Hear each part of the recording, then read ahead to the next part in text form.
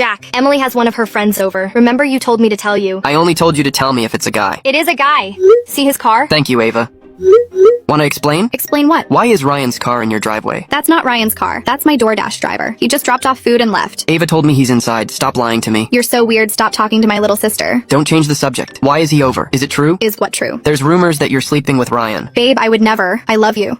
Jack, they're making macaroni and cheese sounds in the room. It sounds like they're playing WWE.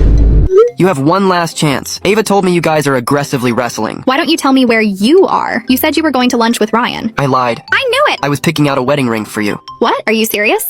I'm sorry, Jack. It didn't mean anything. Goodbye. Have a good rest of your life. Hey, Jack. Who's this? It's Emily. The cheating that Jack told me about? Yes. Why are you talking in third person? This is his wife. Why are you texting him? It's been 5 years. I realized over this time that Jack meant everything to me. I can't find anybody better than him. I really messed up badly. I don't think I can live without him.